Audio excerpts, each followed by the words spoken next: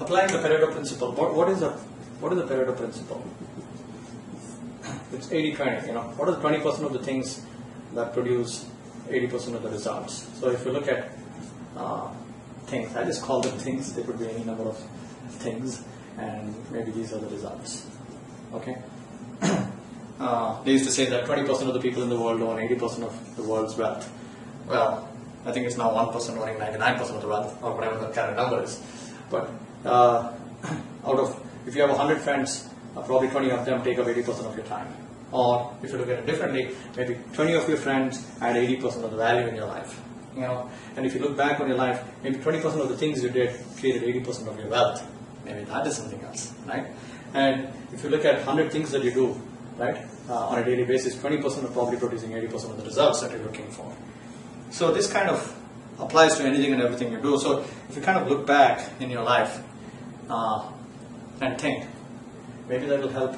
This helps in focus. You're able to focus on things that produce more and probably increase your happiness. Out of 100 things that you do, what are 20% of the things that add 80% of the happiness in your life? Do you listen to music? Does that make you happy? Do you jog? Do you go for a run? Initially, I thought this was going to be a boring task. I went on it very reluctantly with my wife, but nowadays I'm finding those runs extremely relaxing and a good time for me to meditate.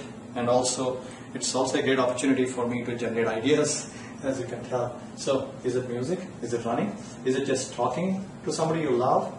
Is it hanging out with some people that are just fun? And who brings out the best in you? And who brings out, contrary, the worst in you? So there are 80% that only produce 20% of the value. And should you eliminate them? Well, at least minimize them. Some of these people might be close relatives or friends or family that you cannot quote unquote eliminate from your life. But at least understanding that will help you in focusing less on them and more on these people. Or another interesting way of looking at it is, let's say there are some difficult people in your life, and maybe they're not difficult on out of the 100 topics that you could talk with them. Maybe there are 20 topics that produce 80% of the difficulty. And there are 80 topics that only produce 20% of the difficulty. So maybe these are better topics to focus on. I don't know. So the question to you today is, if you were to sit down and consciously think about this 80-20, apply this to various areas of your life, does it generate any ideas for you? Can you please comment below so everybody can benefit from your ideas?